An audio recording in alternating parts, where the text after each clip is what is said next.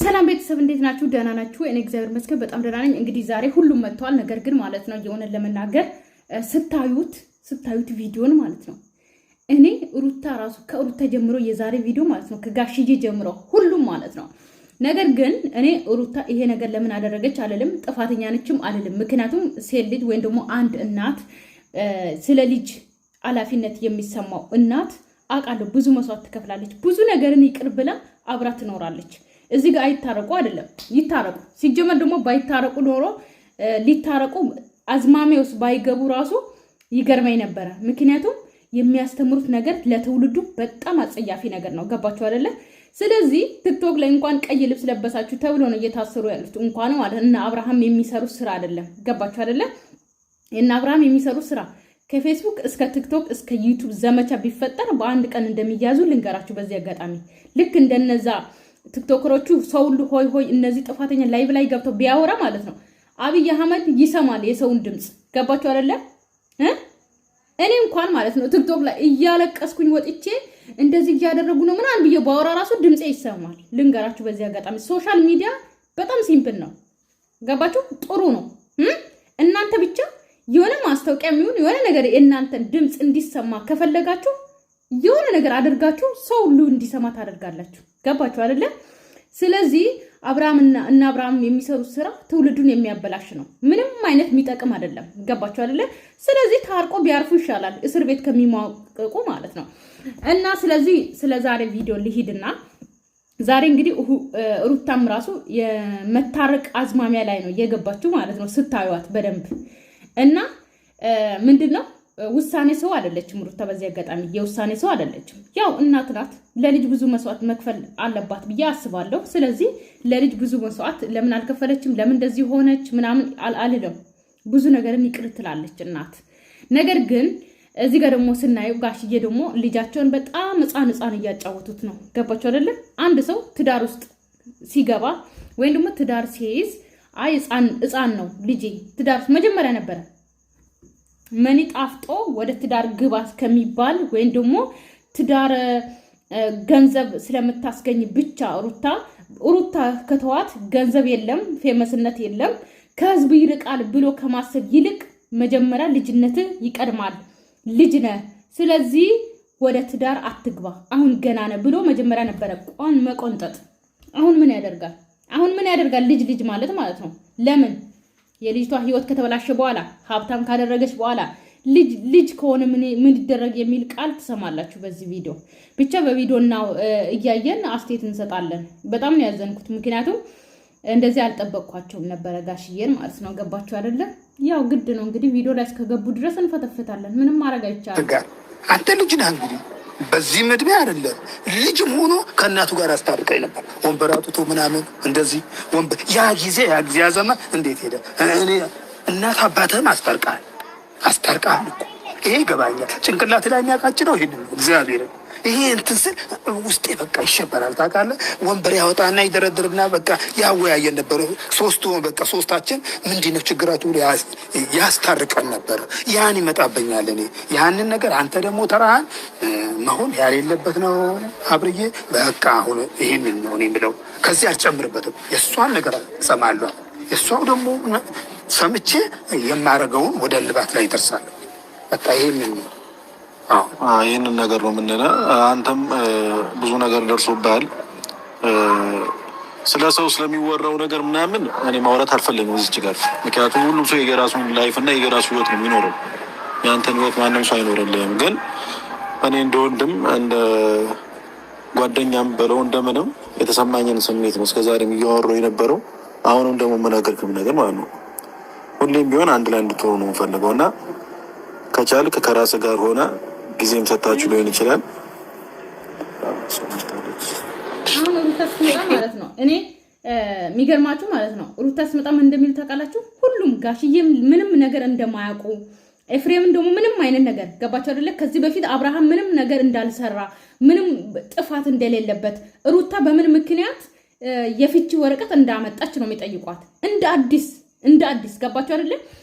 እንኳን እንደ አዲስ እንኳን ፋሚሊ ሆኖ አይደለም እንኳን ወንድሙ አባቱ ሆኖ አይደለም። ገባችሁ አይደለም? ልክ ሚዲያ እንኳን የሚጠቀም ሰው ባይሆን ራሱ ማለት ነው ገባችሁ አይደለ? ሚዲያ ማይጠቀም ሰው ራሱ እንደዛ ብትጠይቁ እነሱን ማያውቃቸው ገባችሁ ቢጠይቁ ነበረ። ምን ሆናችሁ ነው? ሌላ ሰው አሁን ሌላ ሽማግሌ ቢመጡ ነበረ። ግን እነዚህ ሆኖ አንቺ ፍቺሽን ብቻ እንዲፈረም ብቻ ሳይሆን ጥያቄ ማቅረብ ያለብሽ በምን ምክንያት እንደሆነ አብርሃም ምን እንደሰራሽ ተናገሪ ነው ያለዋት። ገባችሁ አይደለ? ልክ ምንም አይነት ነገር እንደማያውቁ ማለት ነው። አብርሃም ምንም አይነት ነገር እንዳልሰራ ቢሰራም ደግሞ አባትየው ምን አሉ? ልጅ ነው፣ በጣም ሕፃን ነው። አንቺ ልጅ ሆነሽ እንኳን እሱን እያስተማርሽ ነው ያለዋት። እሱም ለቪዲዮ ማዝማሚያ ይመስለኛል እንጂ ሩታን እንደ ታላቅ ነው የሚያዩት። እሱ ደግሞ ሕፃን ልጅ ጡጦ ይሰጠዋል። ወተት አፍልታችሁ ስኳር ጠብ ሳታረጉ ማለት ነው የሄርሜላን እንትን ጠብ አድርጋችሁ ስጡት። ሕፃን ነው አይደል?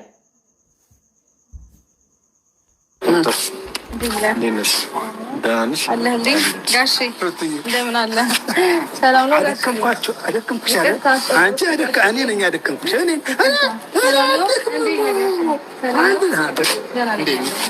አልደክምም። አንቺን አደከምኩሽ። ይቅርታ ጋሼ ቆዩ። ከልጅ አደከምኩሽ።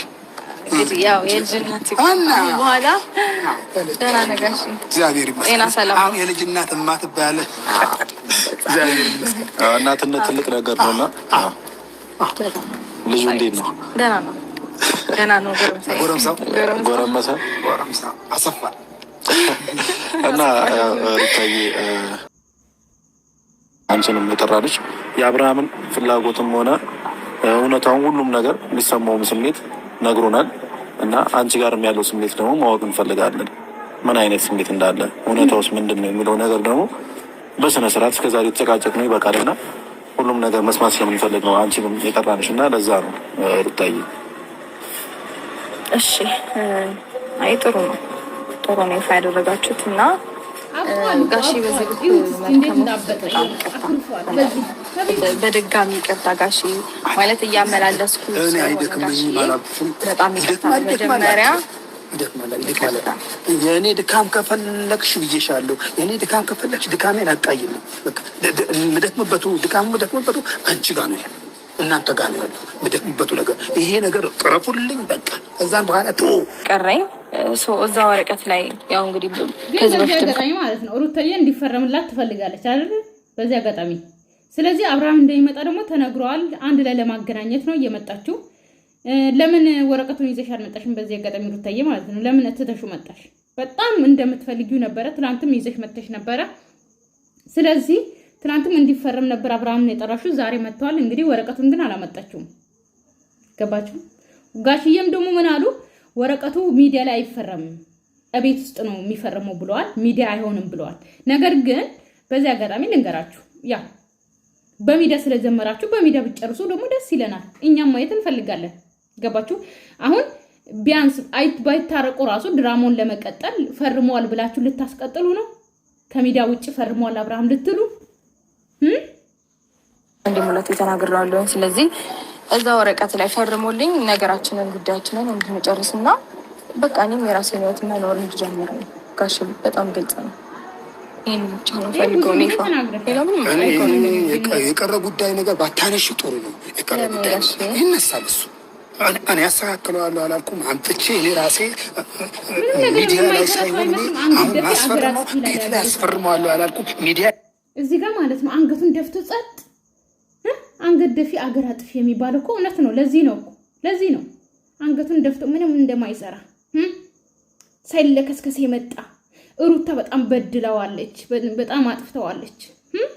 አንገቱን ደፍቶ በጣም በቃ በድለው አንገት እንድሰብር አድርጋ እንደውም ማለት ነው አይደል? እንደዛ ለማስመሰል እኮ ነው አንገት ደፍቶ እዚህ የሚሰማው ዝም ብለው አይ ማስመሰል ሲችል ይሄ ሚዲያ ላይ ማይሆን አሁን ሩታዬ ስለመፈራረሙ ሳይሆን አገናኝቼ ሁለታችሁም ተወያይተን ምን ብለን ቤት ላይ አስፈርመዋለሁ አላልኩሽም? ስለቀረ ጉዳይ ቆይቁ ምን አለ መሰለሽ እኮ እንድትነግረኝ የምፈልገው ነገር አለ።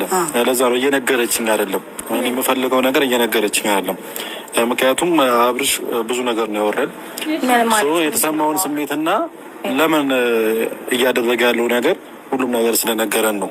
እና አንቺም ደግሞ ስለደመደምሽ ውሳኔ ሳይሆን ውስጥሽ ላይ ያለው ነገር እና ለምን ወደዚህ ውሳኔ እንደገባሽ ሁሉም ነገር ማወቅ ነው። ለአረባክ ምንም አታውቅም ነበር እስካሁን። ወንድሙ አይደለህም፣ ሚዲያ ተጠቀምም።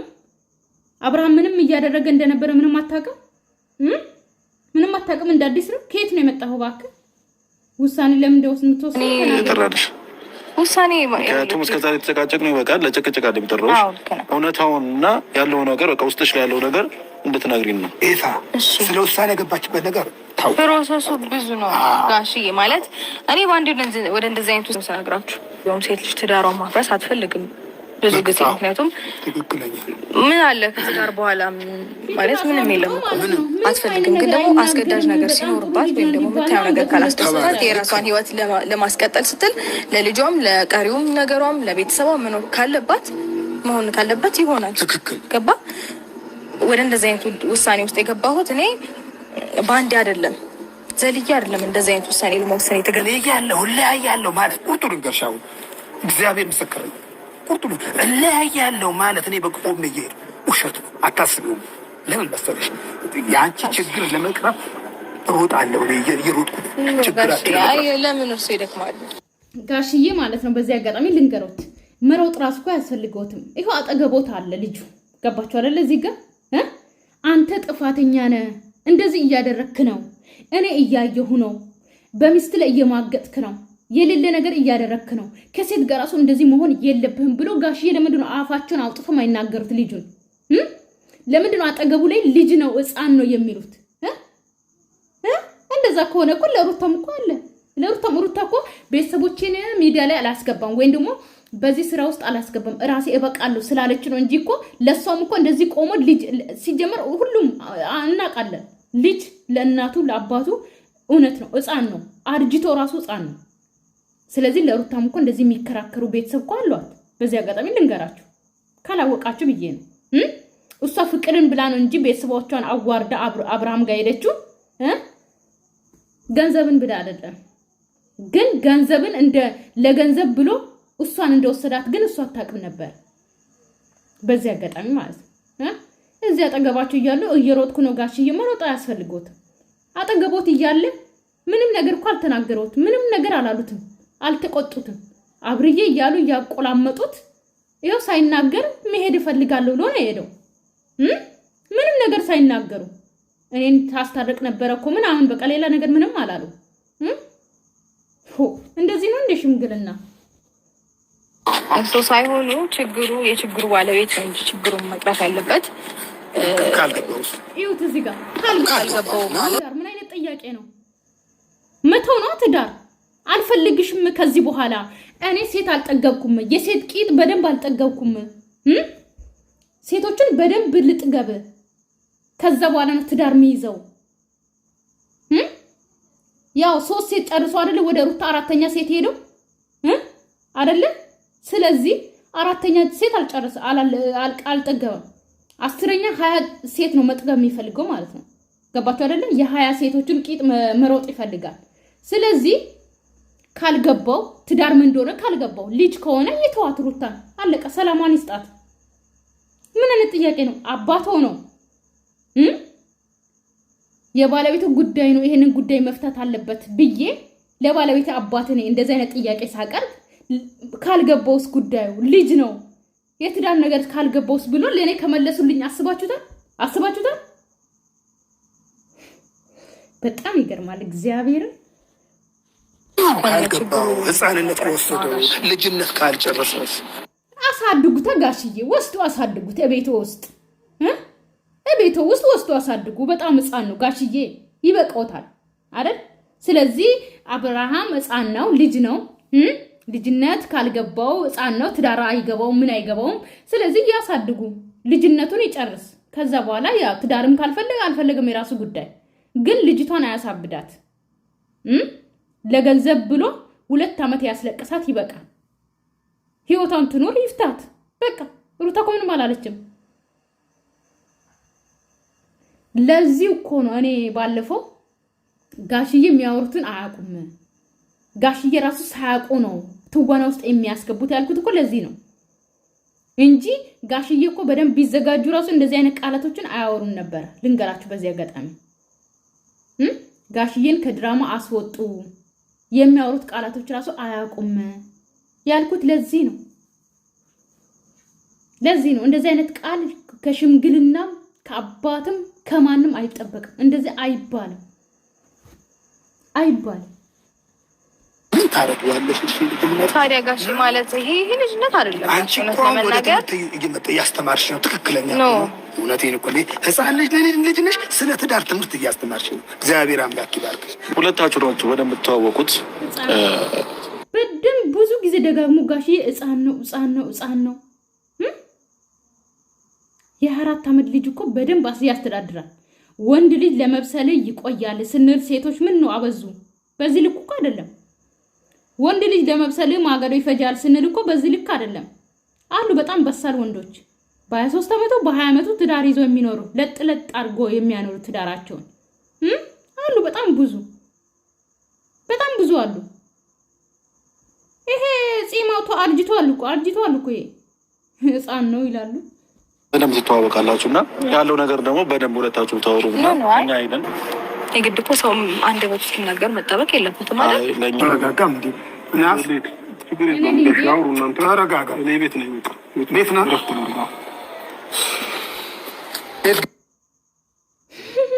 በቃ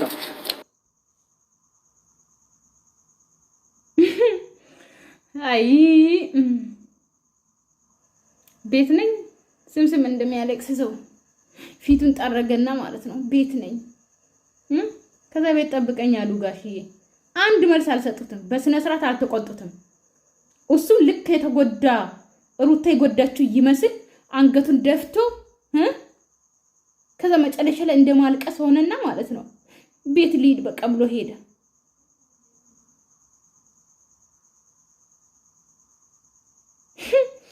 ቻው ቤተሰብ፣ ሰላማችሁ ይብዛልኝ። ወዳችኋለሁ፣ አከብራችኋለሁ። ተከድኖ ይብሰል። ሁሉንም ብናወጣውና ችግር ነው ቤተሰብ። ሁሉንም ካወራሁት ሆድ ባዶ ይሆናል። ስለዚህ ጥሩ አይደለም። ጋሽዬ ግን በጣም ይገርማሉ በጣም